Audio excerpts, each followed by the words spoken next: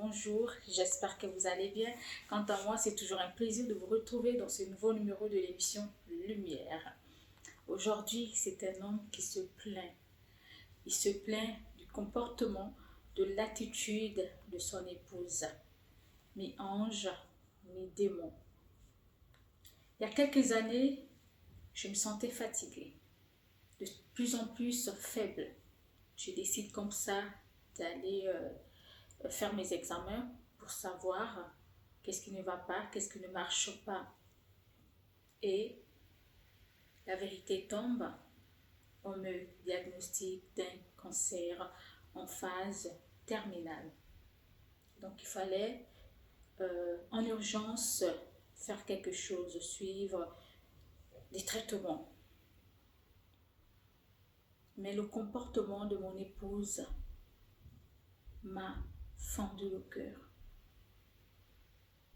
Je découvrais le vrai visage de cette femme avec qui j'étais et avec qui j'ai eu des enfants. Je n'ai pas compris son attitude. Elle voulait me voir mort que vivant. Je reste à l'hôpital pendant 6 mois parce qu'il fallait faire des chimios. C'était dur à supporter. J'ai passé les pires moments de ma vie. Je ne pensais pas m'en sortir. J'ai prié Dieu. J'ai fait appel à toute la puissance divine pour pouvoir sortir de cette maladie vainqueur, pour pouvoir témoigner aux yeux de tous que Dieu existe vraiment. Mais je n'avais pas le soutien de mon épouse. Parce que pour elle, phase terminale était égale à la mort. Je peux comprendre. Mais jusqu'à vouloir signer les papiers de décharge au cas où je venais à mourir, c'était trop poussé.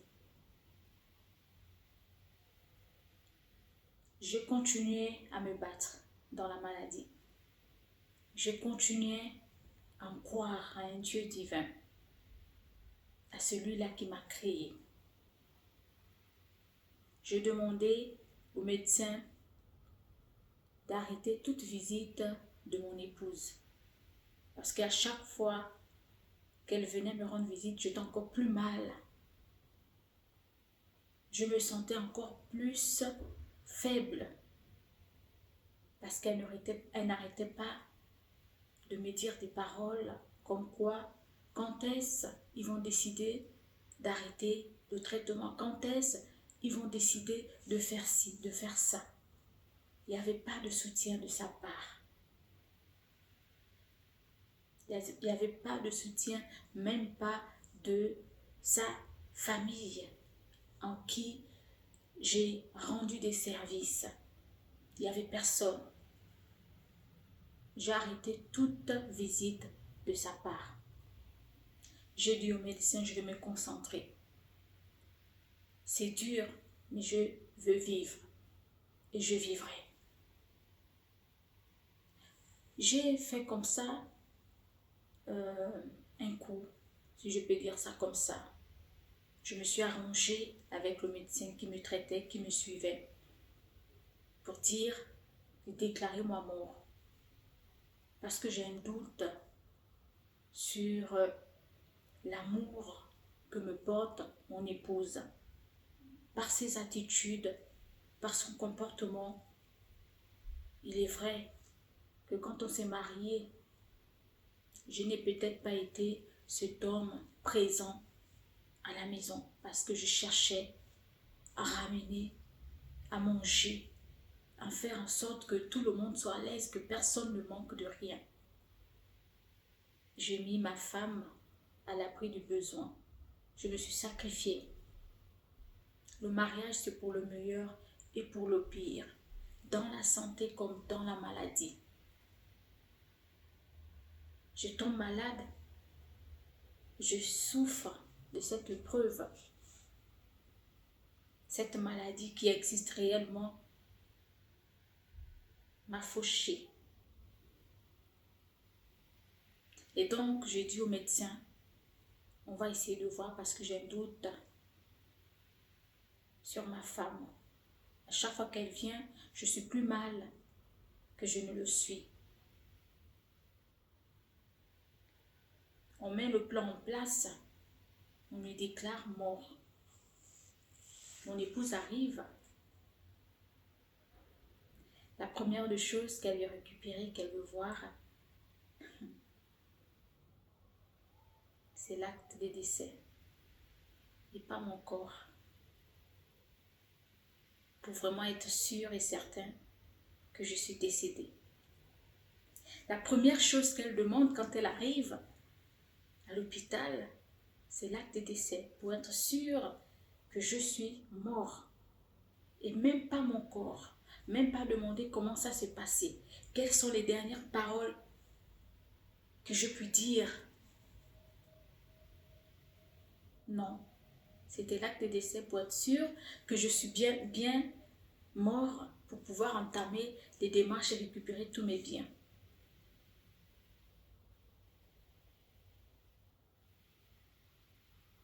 J'ai vu, j'ai écouté, parce que j'ai élaboré ce plan avec le médecin. Donc on avait tout mis en place. J'ai tout écouté. J'étais déçue que je n'ai pas pu supporter les mots sortis de la bouche de mon épouse, que je suis tombée dans le coma pendant 3 mois. Mais dans mon coma, dans mon combat, j'avais une voix qui disait, tu ne mourras pas, tu vivras, tu vas combattre ta maladie, tu vas combattre ton cancer et tu sortiras de là vainqueur. Quand je regarde mes photos d'hier et aujourd'hui, je n'y crois pas jusqu'à présent. Je pourrissais, je sentais. Et dans le coma, cette voix qui me disait tu vivras. Lorsque je sors de ce coma, j'ai dit au médecin, je suis guérie. Appelez mon épouse, je vais lui voir parce que sur le champ, je vais signer les papiers du divorce. Parce que jusqu'à vouloir ma mort pour hériter de mon héritage, de tout ce que j'ai travaillé dur pendant des années, pour eux, pour nous, pour notre famille, je me suis battue. Et écouter ces genres de paroles, je ne peux plus. C'est une femme belle, douce, respectueuse, parce qu'elle était à l'aise, parce qu'elle était à l'abri du besoin. Mais quand la maladie a frappé devant ma porte, quand ta maladie a frappé dans notre maison et m'a frappé moi qui suis son époux, j'ai tout entendu. J'étais déçue d'elle. Et donc je ne voulais plus de cette femme dans ma vie.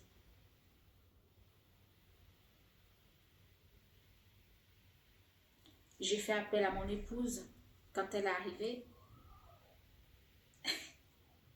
J'ai confirmé tout ce que j'avais dit au médecin, c'était vrai.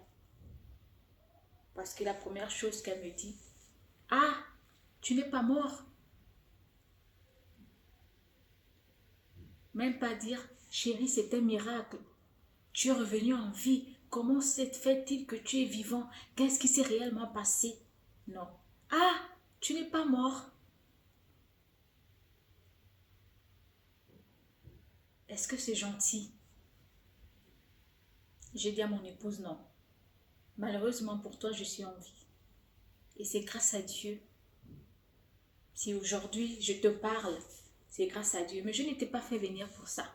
Je t'ai fait venir pour signer les papiers du divorce. Parce que j'ai les preuves que tu ne m'aimais pas vraiment. J'ai les preuves que tu voulais me voir mort que vivant.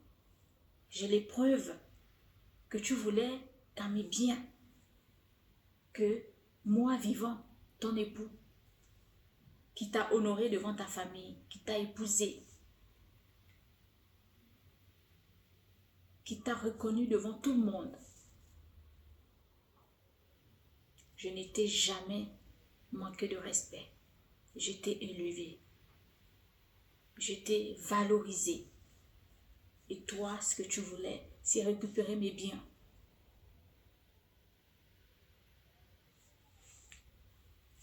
Je vais divorcer. Tu prendras une partie. Je te la donne pour les années que tu as passées à mes côtés. Et parce que tu es la mère de mes enfants. Mais sur le champ, quand tu repars, tu ramasses tout ce qui est pour toi. Et tu t'en vas. Si tu ne veux pas, je te laisse la maison, c'est pas grave. Mais je ne veux plus de toi comme femme, comme épouse.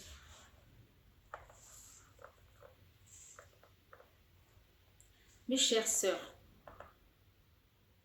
quand on se marie, on dit bien pour le meilleur et pour le pire, pour la santé, dans la santé comme dans la maladie. Là, c'est un conseil que je vous donne. Même dans la santé, ou comme dans la maladie, là on va parler de la maladie, ou quel que soit le problème, ça peut être un accident, ça peut être une mort subite, ça peut être, voilà la maladie. Sachez être reconnaissante, restez jusqu'au bout et gardez votre honneur. Gardez votre honneur jusqu'au bout. Soyez reconnaissante. Soyez silencieuse. Ne parlez pas avant. Même si on vient vous titiller, même si on vient vous tenter, fermez vos bouches. Ne parlez pas. Parce que ça peut se retourner contre vous.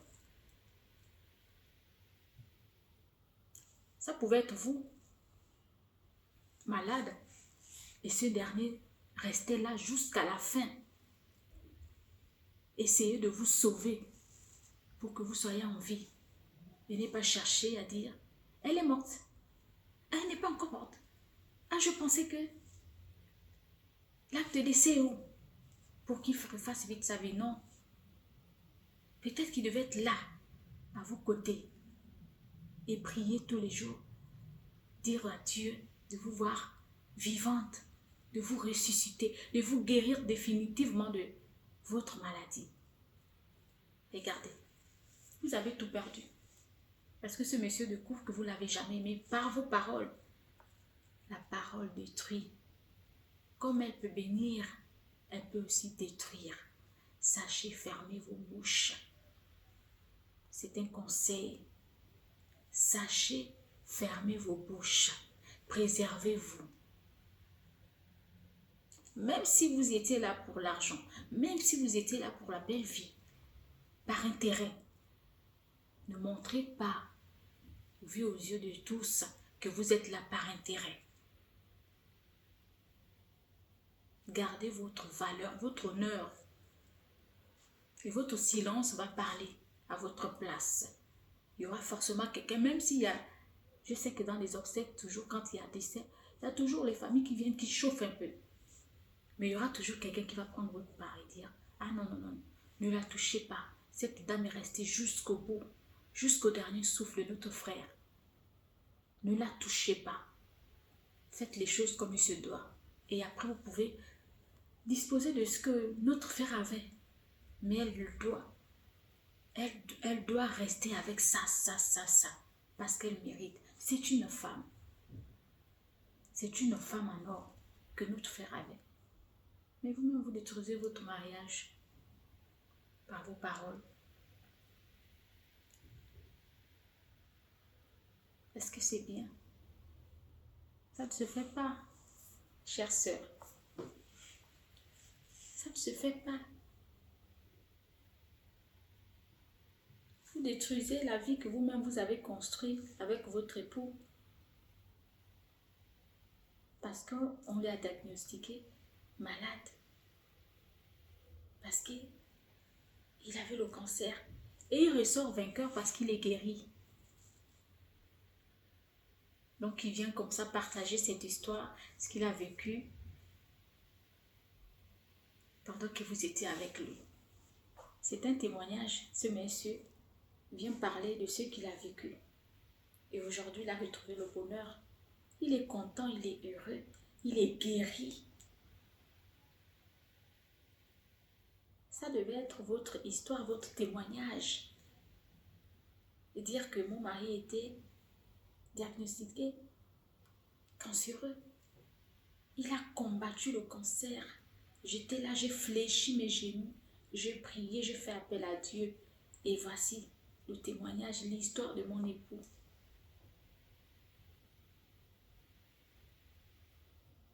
C'est pas bien.